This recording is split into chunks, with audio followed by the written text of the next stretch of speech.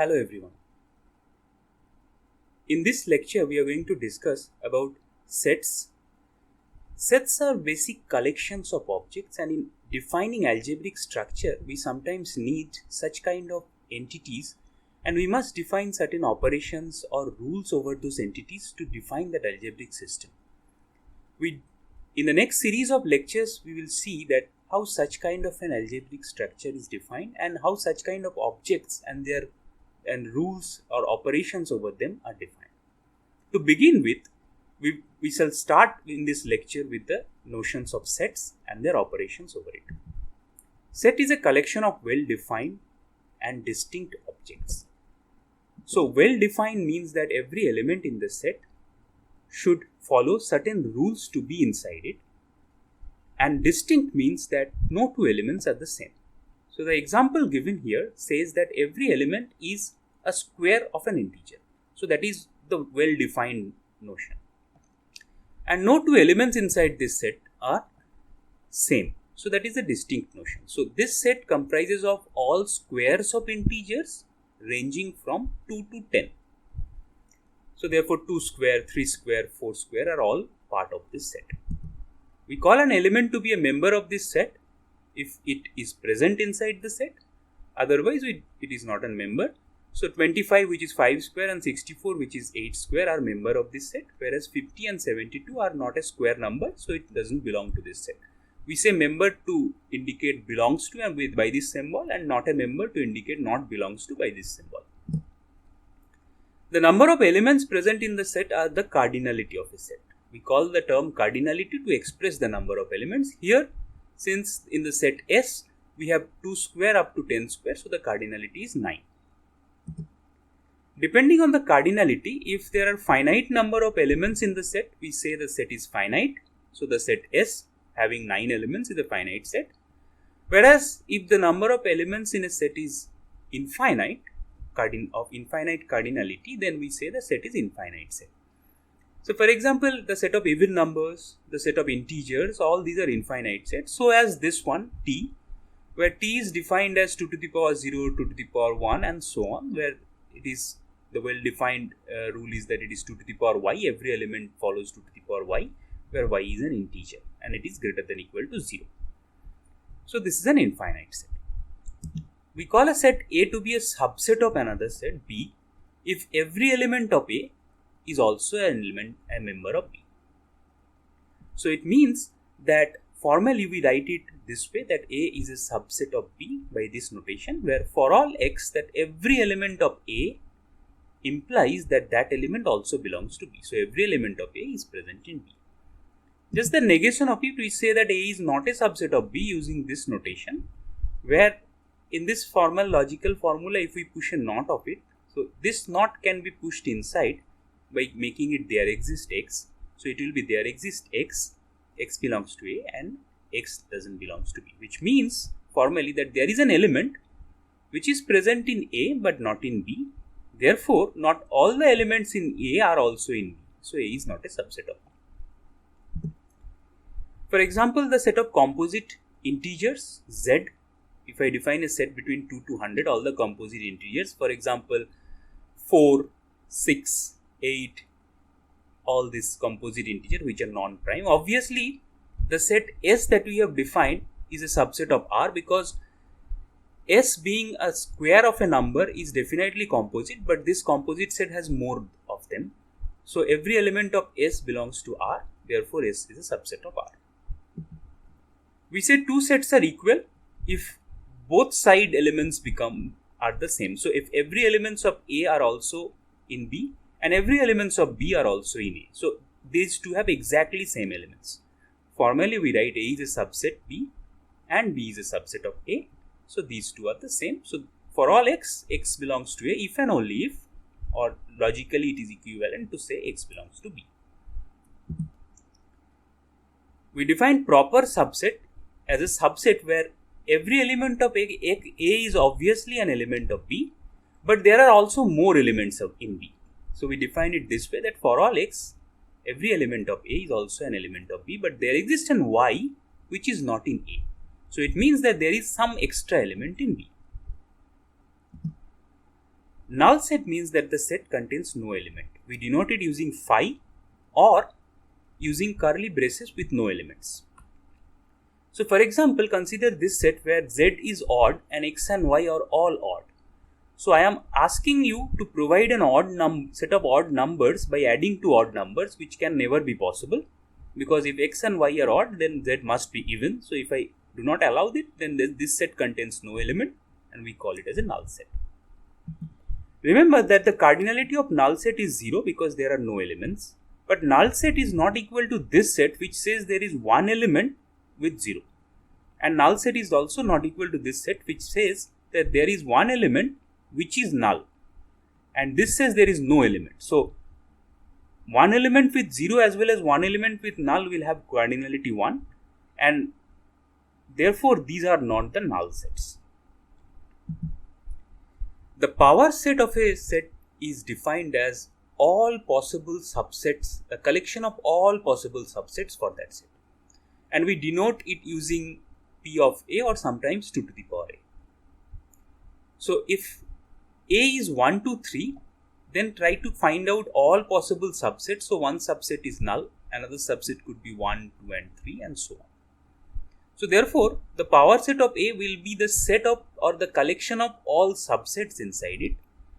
So essentially, the number of elements in the power set will be 2 to the power of the number of elements of that in that particular set. So here there are 8 elements in the power set because there are 3 elements in this set. So 2 cube number of elements. Why this is the case? Because we are trying to create the power set by choosing all possible subsets, and therefore we can choose no element out of it in NC0 ways. We can take one element and form a set in NC1 ways and so on. So therefore we can choose NCk subsets of size k, and if we add all these combinations, we get there are 2 to the power n possibility, where n is the cardinality of set A. So therefore the number of elements in the power set is obviously 2 to the power the number of elements in that particular set, whose power set we are computing. There are certain properties that are valid over sets. So if A, B, C are 3 sets, then we can say that if A is a proper subset of B, then obviously A is also a subset of B, because to go by the proper subset, it means B have all the elements that A possesses, but also it has some extra. So definitely it will be a subset since it has all the elements. But this is not valid because this does not imply this, because there are conditions where this part is true but this part is false. Consider the set A and B both are equal. Then this will be true. Since A and B both are equal, we can say A is a subset of B. But A and B both are equal is not a proper subset, because B should have at least one member which is not present in A to have this proper subset relation going. So this does not imply this one. Similarly, we have other naive formulas also, that A is a proper subset of B if and only if A is a subset of B and A is not equal to B.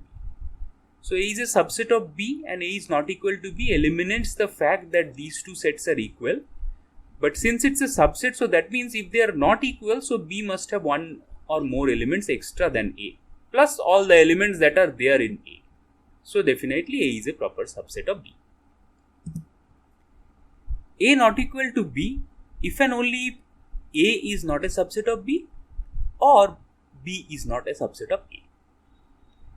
So this happens because you see that when do we call A is equal to B? We call A equal to B when A is a subset of B and B is a subset of A. So just negate it, you will get this formula. Just logically negate the same thing. So this happens either you have A is not a subset of B or you have B not a subset of A, then we can say these two are not equal. Null set is obviously a subset of any set, and if a set is not empty, then null set is obviously a proper subset of this set, because this set null obviously contains by this set, as well as this set is not null means some elements are there extra. A particular set is also a subset of itself because they are equal, so this relation is anyway valid. A set is also a subset of the power set of that set, because you can see here that if A is 1, 2, 3, so somewhere I am computing all the subsets into the power set, so somewhere the set itself will come inside it. So therefore power set contains this set as well, so it's a proper subset of this. If A is a subset of B, then definitely the cardinality of A must be less than equal to B. If both are equal, it will be equal. If it is a proper subset, it is less than.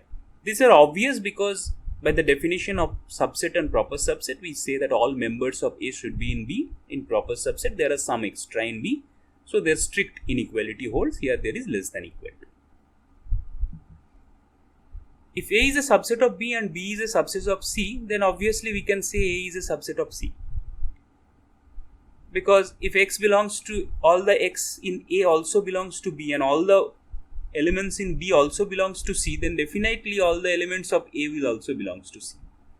Similarly, if A is a proper subset of B and B is a proper subset of C, then we can say A is a proper subset of C.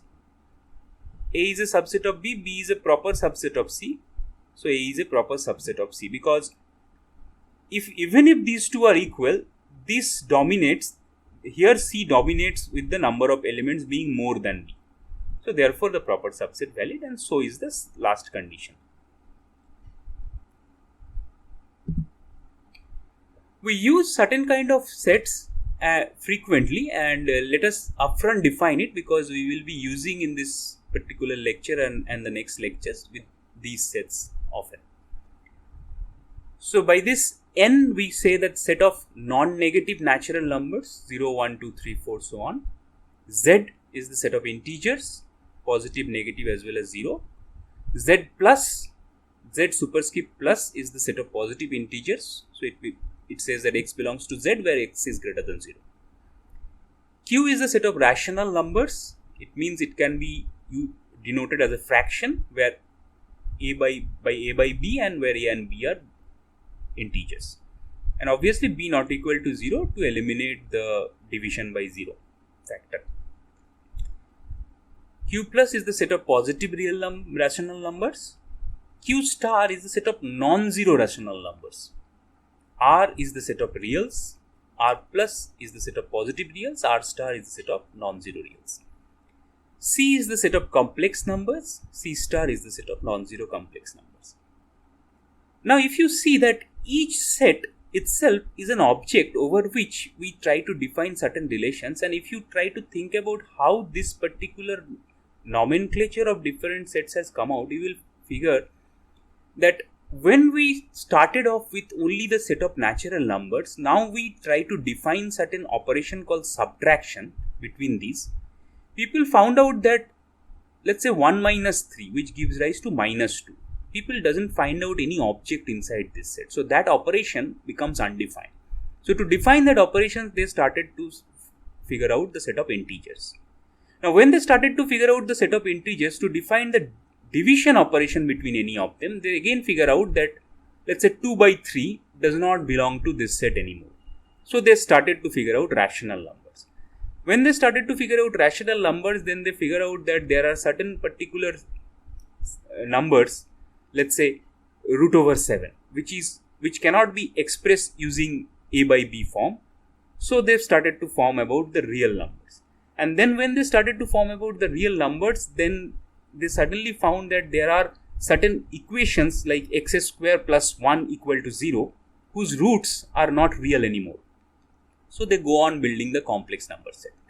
So that's why these hierarchical sets, different sets are developed, and you see that there are many operations defined over it which can also be defined inside the members. For example, addition of the set of integers will result an integer which is inside from this set. However, division operation will result in a particular number which is outside this set and belongs to rational number set. So this way, this particular algebraic structures and operations are formulated over the very frequently used set. We will try to remember this kind of notations for our next part of the lecture. We will also use some additional notations which says that if for each n belong to positive integer, z suffix n we will try to say all integers from 0 to n minus 1. So z suffix n is the n integers from 0 to n minus 1. You may think it as an index of an array. So if I say Zn, it means that there are array with number n, so these are the indexes. For real number AB with a less than b, we define certain intervals. So this is a closed interval where an element can belong to from a to b, including ab both. This is an open interval where an element, so this is the set of all real numbers x, where the element can range from a to b but cannot be equal to a or b, so it is less than. There are half open intervals which says that an element is less than a but it could be equal to b. It's this half open interval says that it could be, the real could be equal to a but it should be strictly less than b. So we will use these notations in the next this lecture as well as in next series of lectures. So now with this basic fundamentals about the sets which you have already know or have already encountered in previously also, let us try to revisit some of the counting formulas and try to see how this set theory and its relation help us to count. For example, suppose we want to prove that n choose r plus 1 is equal to n minus r by r plus 1 n choose r. So if you look at this formula, what we are trying to deduce is, we are trying to find out that n choose r plus 1 value from the n choose r elements. So what is n choose r plus 1? So whenever we have chosen n choose r, means that the number of sets that we can form which have r elements. So we are given n element set, the number of subsets that we can form with r elements is n choose r. So from this, when we are trying to compute n choose r plus 1, therefore each of those r element subset must be supplied with additional one element, then that subset will form an r plus 1 element subset. So how many ways we can form an r plus 1 element subset from an r element subset? Just by adding one element from the remaining n minus r.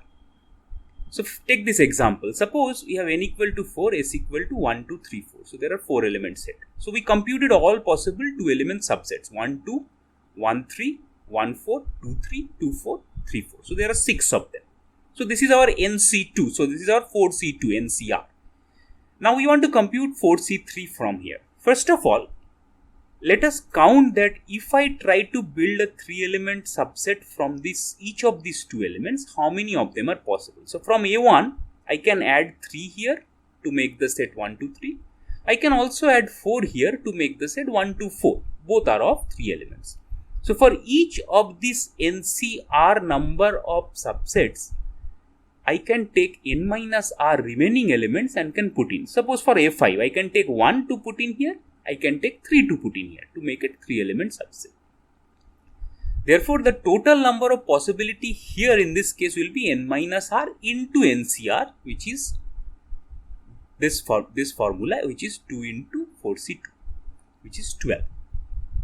Now our problem is that, consider the set A1 from which you are computing a 3 element set by injecting 3 inside it. So it will form 1, 2, 3. Consider a set A4 where you are injecting 1 to form the same set 1, 2, 3. Now when you have multiplied 2 into the number of possibilities here, you have duplicated those counts. So how many such duplications can happen? So see, each r plus 1 subset can be formed by r plus 1 different r element subset, because 3 element subset 1, 2, 3 has been formed here from here 1, 2 by inserting 3, from this set by inserting 2, and from this set by inserting 1. So therefore A1, A2 and A4, these 3 sets help us to construct the same 1, 2, 3. So each r plus 1 set, if I eliminate one element, then that r element set is my parent from where I am derived. So therefore, I have to divide it by r plus 1 to get the exact count, because this count n minus r into NC1 repeatedly counts everything r plus 1 times. So if you divide it, you see that you will get the answer 4 for our example, which is 4C3. So it means that it is n minus r by r plus 1 NCR. So see how we took this problem, just not by solving it algebraically, but took this problem into map it into building subsets. That n choose r are the number of r element subsets. We will try to construct r plus 1 element subsets from it. So every r element subset can take remaining n minus r elements one by one to form different r plus 1 element subsets. So a total of n minus r into NCR possibilities are there. But the problem is each r plus 1 element subset can now form from r plus 1 different parents. So therefore, the same subset is repeated r plus 1 times. So I have to divide that to get the final answer. So n choose r plus 1 equal to this form. Let us also do some more examples of this nature. You have seen that in binomial theorem we have computed NC0 plus NC1 plus NC2, where the base thing changes and we get equal to 2 to the power n. But in this case our base thing is r, that is stand still. So how do we compute this, which is the answer of n plus 1 CR plus 1. So first of all, try to look at the right hand side. What does it say in terms of combinatorics? It says that I need to choose r plus 1 element sets from n plus 1 element set. So forget about the left side. Let me tell you a strategy by which I am choosing that r plus 1 element sets. I can choose, let's say that n plus 1 element sets are numbered as 1, 2, 3, 4 up to n plus 1.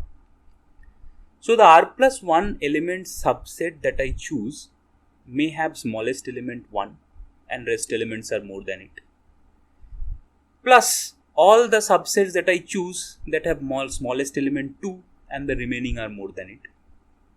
In this way, if I try to add how many subsets are possible, finally I will get everything. So essentially what we are trying to do is that from this n plus 1 element set, we are trying to choose r plus 1 elements, assuming the minimum element is 1, how many of them are possible, plus minimum element is 2, how many of them are possible, plus minimum element 3, how many of them are possible. So when you freeze a minimum element, therefore you have taken one element from the r plus 1 element to construct. So you are remained with r elements. So when you choose a minimum element, so n plus 1 minus that minimum element are your choice area from where you need to choose r elements. So with the smallest element I, it can be done using n plus 1 minus I, see r ways, choose r ways. And you have to add by pivoting smallest element in every place. So smallest element equal to 1, 2 up to a position where we are remaining with only r plus 1 elements, including that smallest. So it is up to a position which is n plus 1 minus r plus 1. So we have r plus 1 elements only. So we cannot go beyond that to find another smallest. So therefore the number of possibility is this many ways when your smallest element is I, and your smallest element can range from 1, 2 up to this. So these are the number of possibilities which will equal to choosing r plus 1 element from n plus 1, because there are no other ways possible. Just it will imply the proof, because if you unfold this summation, it will give rise to this one. I equal to 1 give rise to n plus 1 minus 1 CR, so it is NCR, the rightmost for this part. Then it is n minus 1 CR up to, if it is n plus 1 minus r plus 1. So you will see that n plus 1 minus of this will give rise to this one. So this formula is true, and we proved it using set and subset concepts instead of trying to do it algebraically. Another example. How do you prove that sum I from 0 to n, I NCI equal to the right side, without doing algebraic or binomial distribution kind of maths. So to analyze, first let us see that what does this particular part says. N choose I means I am trying to choose a subset of I elements from n elements, and n choose I are the number of such possibilities. So n choose I says the number of choices for subset of I length. Remember I is the size of each of them. So therefore I am adding up the sizes of all the subsets of length I. So 0 into NC0. So the size of having 0 element subset is 0 into NC0. There are n possibilities of one element subset because NC1 number of one element subset possible. So we are adding 1 into NC1, 2 into, so it is size into the number of subsets of that size. So what will be the equality? Let us try to think in this line. For an n element subset, the size of subset with I elements plus the size of its complement is equal to n, right? Because when you choose a subset of I elements, its complement is basically the remaining elements from the n element subset, so its cardinality is n minus I. So if you add the subset of I elements with the subset of its complement size, this together will give rise to n. Now you list all of them. So I list subset of size 0 with its complement, that is the whole set. I list subset of size 1 and its complement is the whole set. So there are NCI number of such subset with I elements, and similarly these many number of complements are also there. So if I add all of them, what I will get is that I will get the number that I want 2 times, right? Because NCI is the number of subsets with I elements, and the similar complement together I am taking somewhere that complement is also getting, so that complement size is n minus I, and when I am choosing a subset of n minus I element, then the complement of size of I is getting added. So 2 times whatever the answer would be, if I add all of them, so n into all these numbers, if I add, it will be 2 times my answer. So this is 2 into sum of ni into n minus I, which is equal to, you see that this is equal to n into the number. So because every time I am choosing these many subsets and my sum total is n. So n into these many subsets every time. So this sum you know, because this sum is 2 to the power n. So n into 2 to the power n. And it in turn contains everything twice. So you have to divide by 2, implying the proof.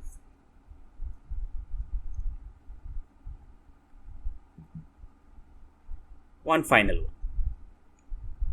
Summand means that suppose you are given with a number 8, how many ways you can make 8 by summing only with integers. So 8 can be made by 4 plus 4, it can also be made by 3 plus 5, it can also be made by 4 plus 2 plus 2. So how many number of summands are possible?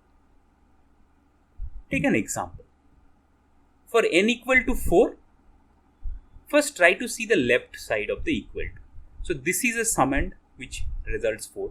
2 plus 1 plus 1, 1 plus 2 plus 1, 1 plus 1 plus 2, all these are summands which results 4. Now how do I make a set correspondence out of it? See, the number of plus, if you write 4 by only once, there should be 3 pluses inside it. Now let us see that if I add some set of pluses together, I correspond it that which plus is I am adding to get this number. So therefore, when I am adding nothing, so all 4 ones are intact, I am not adding any of the pluses, so this is a null set. When I am adding the first one but leaving aside, so my set says that add 1. This says that add 2. that is add the second plus together to form this number. This says that add the third plus. This set says that add the first and second plus together. This set says add the first and third plus. And this set says that add the second and third plus. This set says add all pluses. So therefore you can see that I have a correspondence of this particular number of summands with respect to subsets, where I found that the number of subsets possible with n minus 1 is the answer. So number of subsets possible with n minus 1 is 2 to the power n minus 1. Okay. So this we call the correspondence, counting by correspondence with the set. So where the thing that we are going to count is basically we need to map into the number of sets or some particular type of set counting where we have a one-to-one correspondence, like we have to define a rule when we say that this is a subset, and accordingly here what does it mean. Then if I count this particular number of subsets, I get my answer. So this is another type of using sets for counting. Having said this and having known its implications in counting and as well as any other practical activities, let us now go deeper into finding some other rules and derivations from these sets. Let us define some rules across different sets, like two sets A and B. We say that A union B, that means every element of A is also present here and every element of B is also present here. We call it as, this is the set of all elements where X belongs to, this symbol means such that, so all elements such that X belongs to A or X belongs to B. So X belongs to either any one of them, I take it here. So an example of union is definitely 1, 2, 3 and 2, 3, 4, it becomes 1, 2, 3, 4. Intersection means that the elements that are present in both the sets. So in our example, 2, 3 are the common elements. So A intersection B will be 2 and 3. It says that all the elements X such that X belongs to A as well as X belongs to B, both. Complement means I need all the elements which belongs to my universe but doesn't belongs to A. So definitely if you say complement of A in our example, so all the elements which are not 1, 2, 3, whatever possible. Relative complement means that I want to say that I will take the element of A or keep the element of A by removing the elements that are present in B from A. So it means that A minus B says all the elements of A will be present minus those elements that occur in B. So X belongs to A and X does not belong to B. So formally we also write it using A intersection B bar. So it says the elements belongs to A, intersection all the elements that doesn't belong to A, and if it doesn't belong to B, but if it belongs to A, then it is a member of A minus B. So here A minus B, you see that 1, 2, 3 are belonging to the set A and 2, 3, 4 are belonging to set B. So if you try to see which of the elements are only belonging to A but not in B, only one. So see, just note one thing, B may contain more elements, I doesn't care, but the elements that are common to A must be eliminated from A when we compute A minus B. Symmetric difference means that the elements that are either in A or in B but not both. So these are all the elements which present in A or in B but not present in both of them. So it's not belong to the intersection part of both. We can write it in other ways that it is all the elements that belongs to both, because X belongs to A or X belongs to B means that the elements belonging to A union B and doesn't belong to A intersect. So this formula according to relative difference says that, see the relative difference logical formula, X belongs to A and X not belongs to B. So you try to apply it here, you say that A union B minus A intersection B, because X belongs to this set and X doesn't belongs to this set, so this is minus.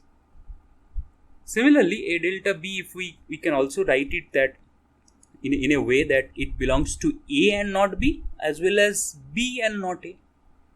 So all the elements that are in intersect position I do not want to keep. I want to keep the elements that are present in A but not in B, and B but not in A. So A intersection B bar union this will be A bar intersection B. This is a mistake. This will be A bar intersection B. So this also says A intersection B bar means A minus B as per our relative complement formula, union B minus A. So see, if A delta B is A minus B union B minus A, so by the rule of commutative rule, so I can also say something union something is, I can write it the opposite way, it becomes B delta A. So A delta B here is the element that are present only in A and the element that are present only in B, but not both. So 1 is present here and 4 is present here. So A delta B in our example is 1, 4. These two elements. So this is a symmetric difference between these two sets. Mutual disjoint means that two sets A and B are said to be mutually disjoint when I do not have any element common. So it means that no element of A and no element of B are same. So in such a case, we write that A delta B is equal to A union B because A intersection B is null.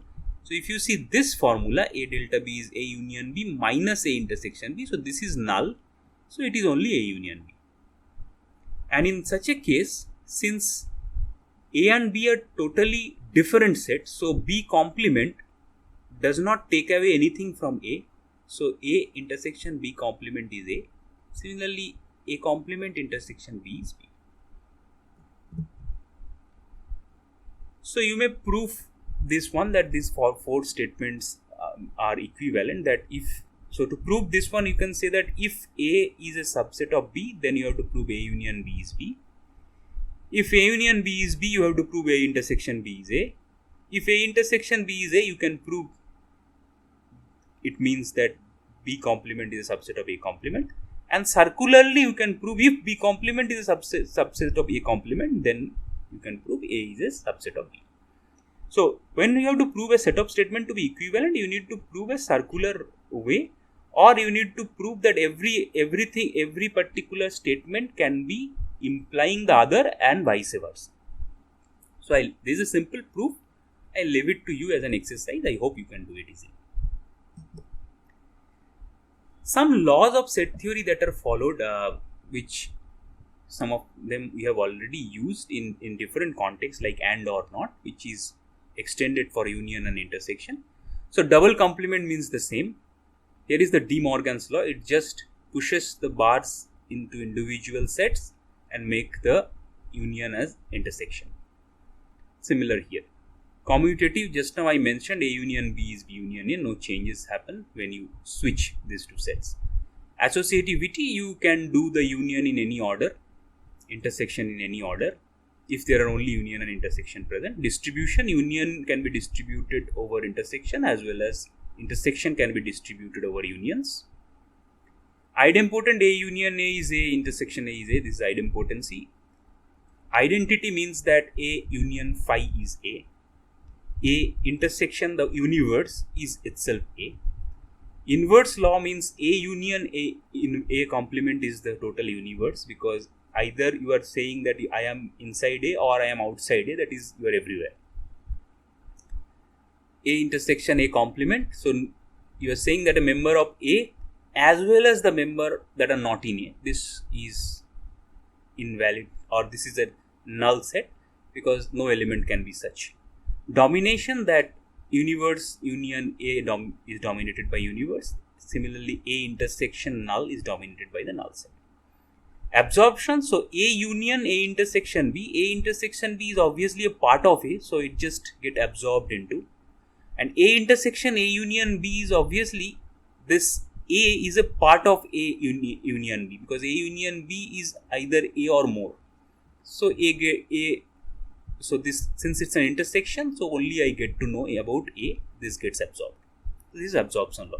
You can easily prove it formally using such kind of sketch. I have shown one of them showing the distributive law. So when you have to prove something like A union is distributed over intersection, so you can say that, so this, if you have to prove these two are equal, so for every element here is also a member of this set, and every element of this set is also a member of the first one. So we do it by saying logical if and only if. So it says that if X belongs to this, it means X belongs to A, since it's an union, so it's or X belongs to B intersection C, which is equivalent to saying as X belongs to A, or since it says intersection, we can say X belongs to B and X belongs to C both. Now we are in a position where we have logical formula with and or. We just apply the distribution law. So here X belongs to A or X belongs to B, and X belongs to A or X belongs to C.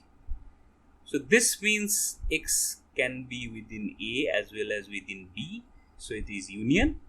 And this means X can be within A as well as C, so it is intersection. Finally, this and means X should be here as well as here both together. So it's an intersection position where X lies. So this and this gives me the proof of this formula. So all the rest can be proven this way. If you are interested, you can go by this kind of a proof to prove any of the laws. So these are fundamental laws mostly, but we can also derive certain interesting laws by ourselves and have proofs on it. Not necessarily we need to prove just I have shown, but we could use the earlier stated laws to prove it. For example, you see, if I have this kind of a series of unions like A1 union A1 intersection A2, union A1 A2 A3 all intersections, union A1 to A4 intersections, and so on. What does it result? This is a very interesting particular series of intersection unions. If you look carefully, see that A1 union A1 intersection A2 is from the absorption rule, this get absorbed into A1. Similarly, the next two terms in the union, if you see, so this and this union A3, so therefore A3, this union A3 gets absorbed into this particular format. This union, this intersection A4, so this particular part get absorbed into this. So somewhere you will come down to A1 if you go along this, right? So therefore I can say this. So similar thing holds for intersection as well. Same absorption law and same manner you can, so it will also come down to A1.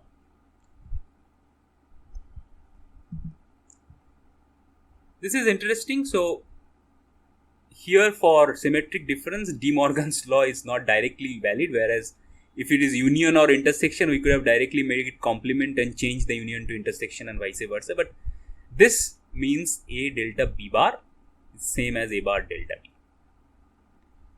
So just to prove jugglery it is, so you know that A delta B is A union B minus A intersection B, and also you know that A delta B is A intersection B bar union A bar intersection B. So I will use this. So now what is this one? Take this one and make a complement. So for this, using De Morgan's law, I complement the first part but keep the second part as it is. The reason being why I keep the second part as it is that what does this intersection this means? This intersection, this bar means A minus B. So this minus the inside part. So what does this means? According to this formula, it means A bar delta B. Similarly, the other way you can do it, you can write this in a different way. Same thing I have written, only this part I have written first, and make the De Morgan's law inside into it, keep it as it is. So some set intersection, some other set bar is that set minus the other set. So that set minus the other set, which is this, going by the formula of this one. So all of these are equal. Similarly, you can also prove this particular statement. So A minus B union C is distributive over this, where union changes to intersection. Similarly, the intersection is distributed over minus. Union gets this minus after gets distributed over the union and intersections in this way. So all of this I leave it to you to prove, as I shown 2 of the cases earlier. I leave it the rest to you to prove. This one equal to A delta B, this is straightforward because you just consider this formula here. What does A bar delta B bar means? It means A bar intersection this will become B. This is A intersection B bar. The same thing as this. And this is equal to this because this formula I can interchange anywhere, and then this is equal to this. So all of these are just the juggleries, and you can try it out to prove using the fundamental laws that are stated. Some of them I made some derived laws and observations. There are many more, and you can create your own and see how it performs. One particular notion of set is called index sets and partitions, which will be useful in our subsequent lectures. Let us define here at least. So as the name suggests, it's the index of a set, and it also together forms a set. For example, if you see that my set I is not null, and for all I belongs to I, so this I 1, 2, 3, 4 and so on, I say that AI are the sets belongs to universe. So A1, A2, A3 are all my sets. Then I is called an index set, where this is an index. So I denote it as an index. So in practical application, when you try to formally model your, let's say, 2-dimensional arrays, 2-dimensional arrays in programs are a collection of 1-dimensional arrays. So each array is a set of elements, and there are, let's say, j number of them, and j is the index for that set. So when you are saying jth 1-dimensional array, you go to the jth row and access all the elements. So this way it has an implication formally. Later we will see more formal implications of this. However, the set operations, the union is just saying that this means that all the elements that are present, so in either of these, so this means the element, if an element is in A1, I keep it here. If an element is in A6, I keep it here. If an element is in A10, I keep it here. Every element should be present. So there exists an index I where this element belongs, then only it will be in my union set. Similarly, in my intersection, it's just a generalization of whatever we have discussed in union and intersection with 2 sets. It is a generalization over multiple sets.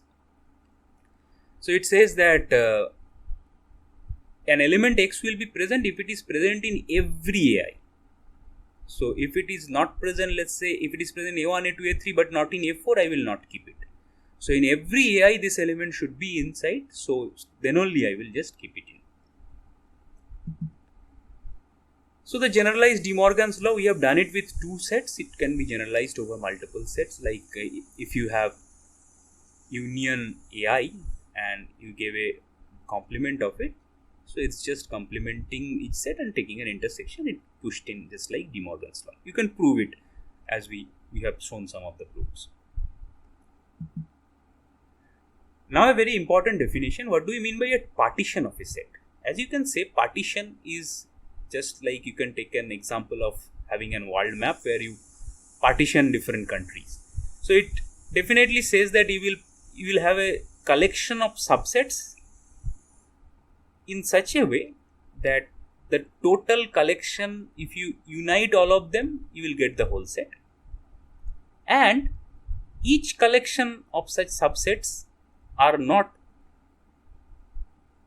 common, do not have any common element to any other subsets.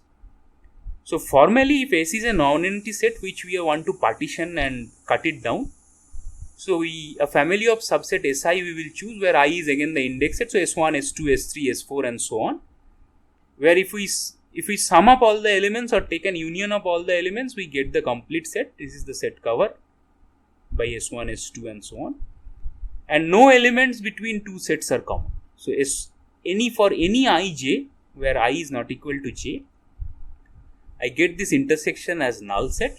So these 2 sets are, we call it as pairwise disjoint. So any pair of the set are disjoint, so no elements are common, mutually disjoint these sets are. An example, So let's say a set which is denoted by 3m, so a set of multiples of 3 where m is an integer, a set which is multiples of 3 plus 1 where m is an integer, and a set which is multiples of 3 plus 2. So 0 plus minus 3 plus minus 6 belongs to first set. Here minus 8 minus 5 minus 2 plus 1, so on. Here minus 7 minus 4 minus 1 plus 2 plus 5 and so on. So you can see that these three set together gives a cover for the set of integers, positive, negative as well as 0. Every number is present if I take an union of these three sets. However, any of these sets do not have an element common. So all the sets in Z0 have distinct element than the elements in Z1 and so in Z2. So each of them are pairwise disjoint.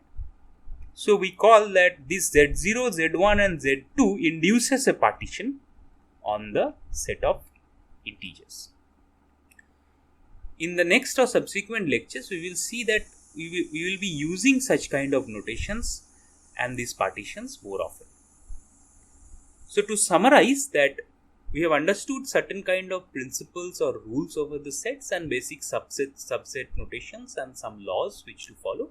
And more importantly, we have seen that many combinatorial arguments, instead of just going by algebraically, if we see that what we are doing in terms of a subset, or if we can map its correspondence with respect to sets, then the number of sets or power sets will give me the answer of that count.